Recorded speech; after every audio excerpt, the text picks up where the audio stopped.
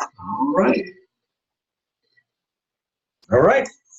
According to my clock, it's 4:30, and it's time to begin. Want to welcome everybody that's coming with us. This is our very first Q&A that we're doing for Chaplaincy Care for our Chaplains Training 201.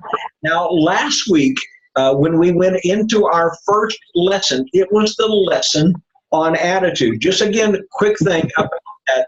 When we bring our attitude into a place, it doesn't matter where we're from, it doesn't matter what we're doing, it doesn't matter the education that we have, we all bring our attitudes with us. And our attitude is like the John the Baptist of the Bible. It goes before us and says, here he comes, here she comes. The question usually is are people happy to see you?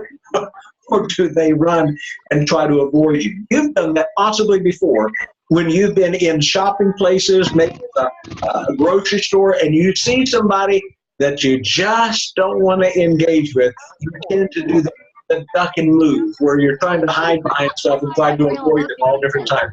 We have that, but our attitudes when we come into that are going to make a huge difference of how we approach that. So here's what I'd like to do is I'm going to ask, I'm a good friend of mine, Todd Hare, that's here with us here in Plant City, or in the Tampa Bay area. Todd, if you will, would you share very quickly when we get up, when you got up every morning and you said, Lord, I'm thankful for, what would be something that you said I would be thankful for?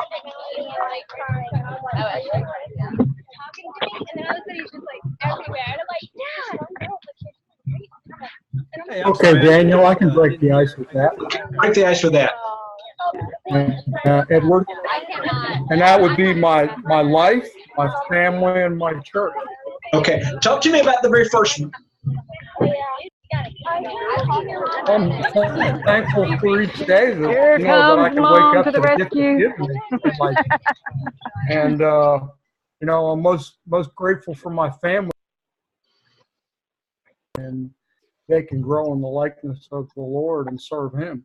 And then again, my church, that's my extended family, and everything we do and say is a reflection of how we act with our attitude to the world. And they look at you and say, hey, there's something different with you.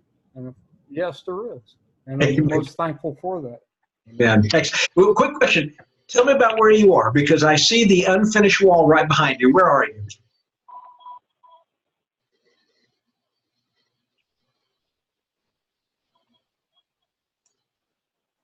I'm in my house. My house has been in a sad disposition for the last few years after I had retired from the military, and my aspirations were to start rebuilding some of it, and my wife took it upon herself to start doing the demolition, and she pretty much just put the reins on me. And, we're not going to do anything until I say so. And it's like, okay, I'm in agreement with that, and we'll get there when we get there. Usually the best agreement comes. Life sustainment is good.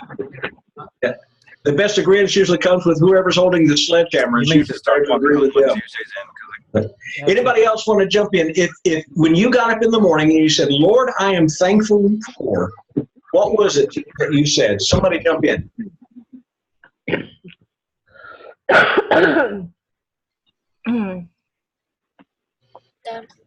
Anybody? What? It's Monday coming up. Okay, go ahead. I have to stay after school for a corn rehearsal. Okay. Is this Wendy? This is Wendy. Okay.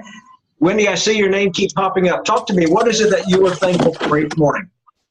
Well, I'm definitely thankful for my family and for my kitties. And at the moment, I'm thankful that there's no cancer in my family because one of my friend's husbands just passed away of cancer. Okay. And talk to me about you. I'm thankful for my friends and my family and my church. Okay. Now, what particular about your church? I love my church. I love the people at my church.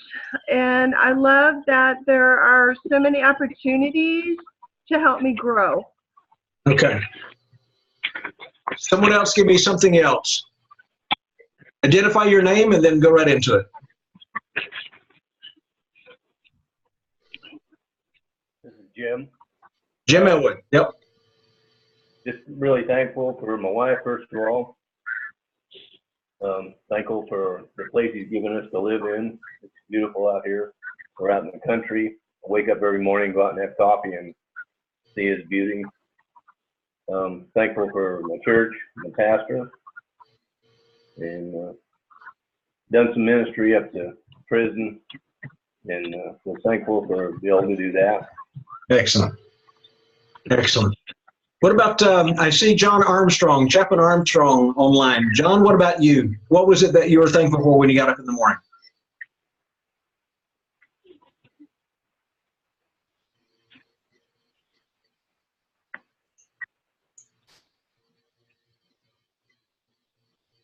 Coming through? All right, gotcha.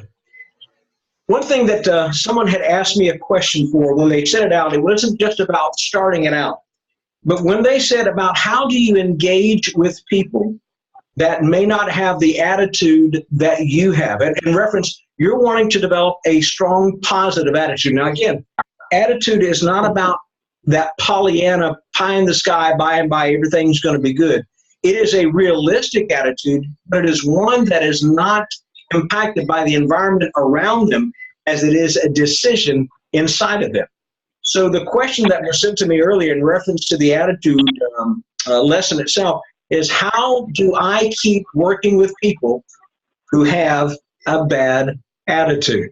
Now, it's a great question, because ultimately we have to remember that the attitude that we have is not going to be really impacted by what people think. So sometimes we can allow that to happen. When we're ministering to someone, talking to someone, if they're rejecting what we're saying, or basically they're just being disagreeable. There's a difference between disagreeing and being disagreeable. Disagreeing is just simply, we can disagree and still go out to lunch. But being disagreeable is I'm not going to let up until you see things my way and you agree with me. I want you to know it's hard to deal with people like that. However, it doesn't have to impact my attitude. My attitude can be one of always trying to see the best in the opportunities that are around. But that's why this type of attitude, an attitude that even Philippians tells us, let this mind be in you, which is also Christ Jesus. It is not an attitude that's easy, or else everyone would be doing it. This is an attitude that first starts with gratitude. That's why I began the time today by asking you, what was it that you were thankful for? And every morning when you're getting up, this is not just try this for 7 days and we'll end with it. My challenge now will continue to be is every morning before you get up out of bed, give at least 3 things that you are thankful for to God, because that starts setting us on a trajectory that there's going to be enough negative on the outside. We need to start the day right on the inside.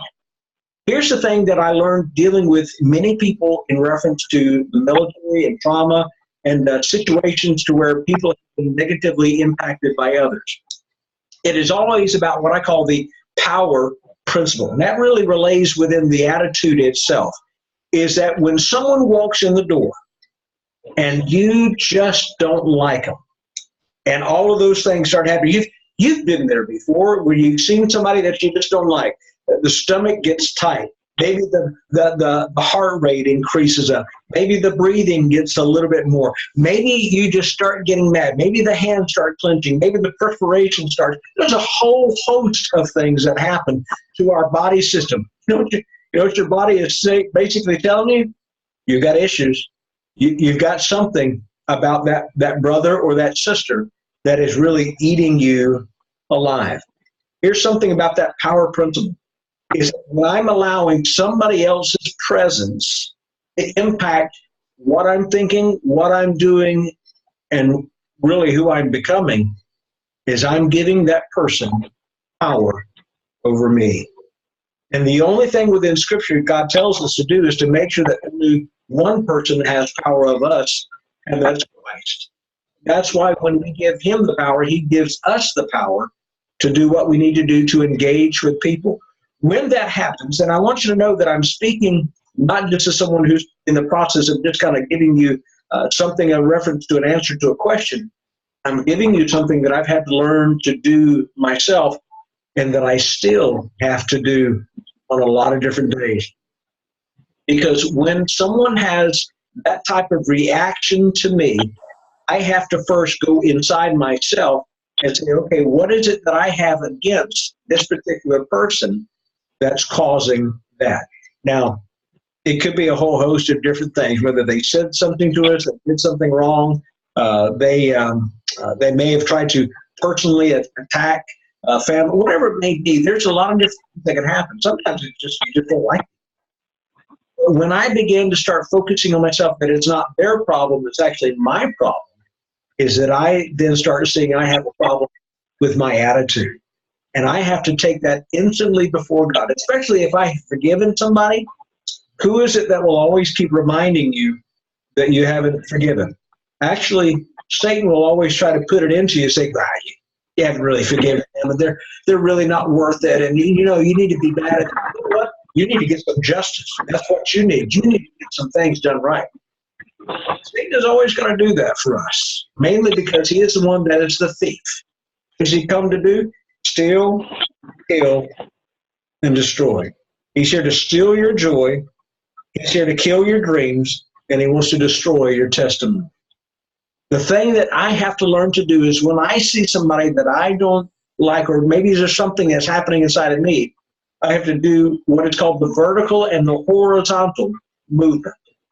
Vertically, I need to go before God first and say, what is it that I need to make sure is confessed before you, that I need to release? That is the vertical relationship.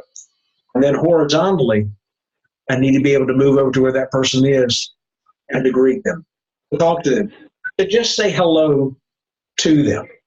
Now, it's not about developing a massive conversation as it is being cordial and kind and humble. Humility, I think, is the foundation of that, because pride will keep us from people. Humility will help us go to people.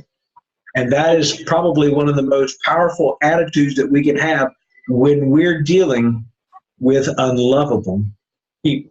And the ministries that you're developing, especially as chaplains, you're going to deal with those that think that what you do is the best thing since sliced bread. And then you have the other end.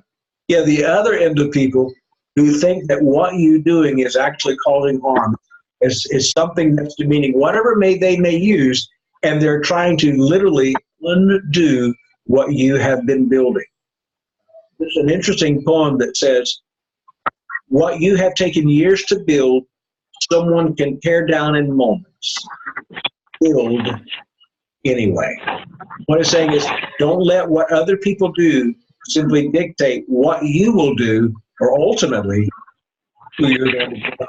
So the attitude that you bring into that is going to be powerful, because the attitude of humility is not about thinking less of yourself, which sometimes the society wants to look at, as it is thinking about yourself less. It's an opportunity that helps you to be able to put it in the right perspective. You are fearfully and wonderfully made by God. If there's one thing I want to make sure that you have, is the attitude of your pricelessness for Almighty God, willing to die for you so that you can live for Him. God doesn't die for junk, and you are something that is a masterpiece in the making, which sometimes I may look like more like a Picasso. I'm just kind of all over the place. God is still working on me, and I bet you God is still working on you. But the attitude that He wants to have is going to be very prevailing in who He wants you to be, but especially to those you're about to minister. Because you will then become the very mirror that allows them to see God's face of love and acceptance and of humility, as opposed to what can be reflected, and that's their face of hardness. Sometimes it's pain and devastation. With that being said, I hope that answered that question, but there was another question that was very close to that. It was, when I become to the point where I feel saturated in my life, how do I continue to now be re-energized so that I can help others? I think what I said is when I don't have anything to give, How can I still give? When you start looking at your ministry, and that's going to be an attitude not just of humility, but it's also going to be a realistic attitude of availability. When you're moving towards someone and you're wanting to give what you need or what you think that they need in life, you're basically going to give out of the resources that you have. Now, when you're physically tired, then you just have to step back away. There are going to be moments that, ladies and gentlemen, you just have to be still. You have to do what the Army says, take a knee and drink water. That means you just need to take time for yourself so that you can get back up and re-engage. So there's a physical tiredness, but then there's also an emotional and mental tiredness. Now, my question for you is this. Out of physical tiredness and emotional, mental tiredness, what takes the longest to recover from? That one. It's the emotional and mental. Physically, when we're tired, we could probably sit in our chair. In fact, my favorite is the reclining chair, and we can meditate for about an hour or two, get up, we're ready to go, ready to rock and roll for the next day, or whatever it is that we got in front of us. When we're emotionally or mentally tired, it usually takes twice as long, sometimes longer, for us to recharge. Now, that's those of us who are even extroverts, because as an extreme extrovert that I am, it means that I need to pull back away and re-energize and actually just get some rest. Pulling away from people, though I draw energy from people. But an introvert especially has to pull back away, because that is where they refine themselves and recharge their batteries the best. Mostly, they need to be able to know what they have to give. Now, coming into the aspect about emotional support, we can only do what we emotionally can do. And if you're physically tired, emotionally tired, mentally tired, be real to the people. Don't try to talk to them and say, well, let me just keep giving. No, because you're going to give out. And what you give is going to be less than they need. I never want to give old bread, old manna when I'm preaching. I want it to be fresh. And so we would never give anybody old bread to eat. We want to give them the freshness that we have. Even if we say, listen, I can't right now. I need to be able to maybe reschedule with you. That's okay. You know, learning how to say no as a part of that process of our own availability is not wrong. Learning how to say no helps to provide a better yes. That better yes means that I'm going to be able to come back and give you the best of me rather than the leftovers. Now, I like leftovers when it's food. I don't like leftovers when it's my energy and when it's my time. And, I can't remember what it was. It was 1997. That became very real to me, because when I was at the 101st there at Fort Campbell, Kentucky, when I was coming home after taking care of soldiers, after taking care of their needs, after taking care of the different programs, working with staff, going into the fields, all the different stuff. It was always going, always going, always going. Here's what my wife asked of me. When I came home one particular night, she says, would you mind treating me and Erica, because Allison hadn't been born yet, as one of your soldiers? What do you mean? She said, well, because you actually spend time with them and you give them your best, and we seem to get the leftover. That was an awakening moment for me. And that's something I want to make sure that you realize as you have either begun your ministry, as you're starting your ministry, or as you've been in the ministry for a while. Ask yourselves, am I giving those around me, am I giving them the best of who I am, or am I giving them the leftovers? Because they'll know. That is a dynamic presentation of the attitude of availability that is just simply giving you what I have left, not what I have the best to give. So with those two primary questions about dealing with hard people, but also how can you give when you don't have anything else to give? There was one last question, and really with the last few minutes that we have before we close out in about 11 minutes, let me go with this last question.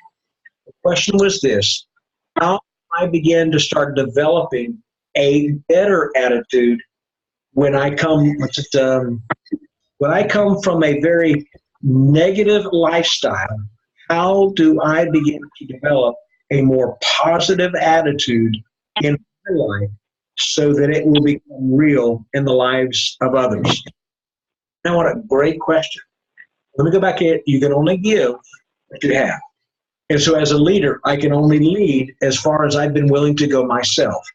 If you want to be the best change agent in somebody else's life, they need to see the change in yours. Why I think that you have a greater capability of impacting people around you is the fact that they see you maybe as someone that was negative, but when you come in and you're beginning to work on an area and you're starting to see the best in people, you're starting to work the best for people, you're starting to speak the best about people, people will notice it. You know, in my realm, because I'm an eternal optimist, because I'm always trying to see the best in people and all the situations and all things that just sort of comes natural for me. I'm an extreme positivity on the Strength Finders, which is a tremendous program to take if you ever have an opportunity to get your top 5 strengths. One of my top 5 strengths is positivity. Now, again, not pie in the sky. It just means that I want to be able to bring a positive energy into a place because I think that there's always going to be something great that comes out of it. Even in a bad storm, something good is going to come out of it because I know, number one, God is in charge. So when I talk positive about people, when I talk positive about situations that seem dark, can I expect that from me? Because that's how I'm wired. It will impact them, but it won't impact as much as someone who is coming from what seemed to be a dark world back into a world of light. And when you change, when you begin to start expressing a positive attitude, a good attitude, an available attitude, a teachable attitude, a moldable attitude toward the people around you, they're going to see a dynamic.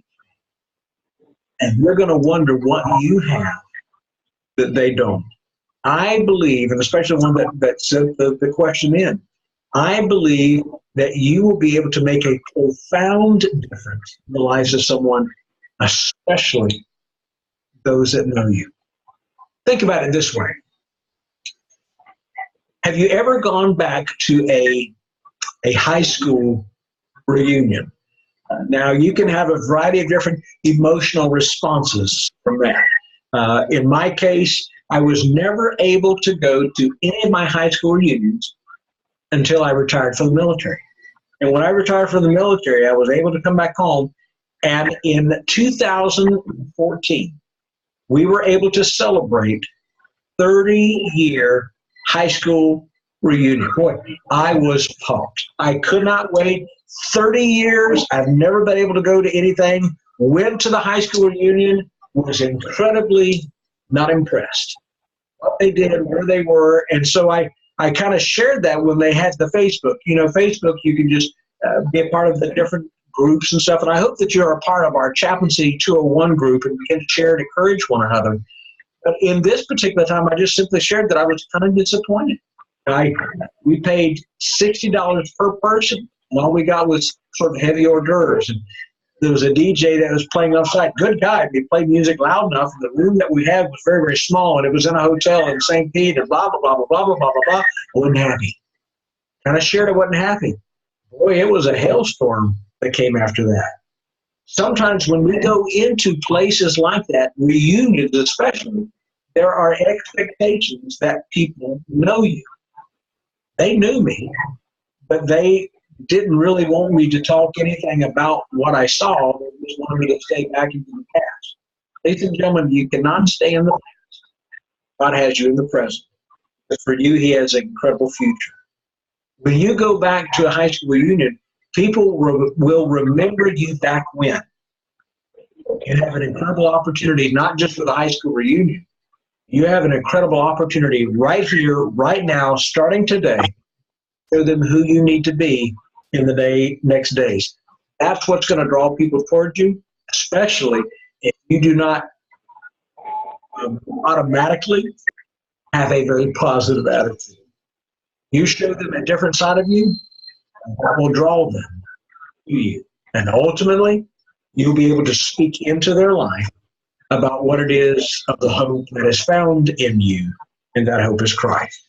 Ultimately, everything we do as chaplains, as men and women of God, is to point to the very one that has given his life for us, and that is going to be the mind that is in Christ. That is going to be the attitude of love that is going to allow us to be able to meet people where they are, and then give us permission ultimately to lead them to where they need to be. Where is that? That's going to be to the cross. For those of you that sent in the questions, thank you so much, because these are important. Now, next week, as we begin to start getting things prepared for the upcoming next lesson, the next lesson is going to be ABC. The B represents boundaries. Boundaries in our relationships, boundaries in our ministries, boundaries in our personal decisions. There's a lot of different things we're going to cover into that. So if you will, I want you to begin to start thinking about this. And here's the question I'll leave you with as we will open up the session next week, same time, 4:30, and that is going to be our lesson on boundaries. Send these in if you want. You can email me at daniel@r3cc.org, or you can actually begin to share with each other on the Facebook page that we have specifically set aside just for you in our Chaplaincy Care Facebook under the group of Chaplaincy 201. Here's the question. Why are fences important? Why are fences important? You thinking about that? Start sending me your answers to that. And I look forward to seeing you next week, 4:30, as we go into lesson number 2, boundaries in our chaplaincy ministry. God bless you as you go into this day. And it's great to be able to see all of the names of everyone who has joined with us. I pray God will bless you as you go into the rest of the day. God bless.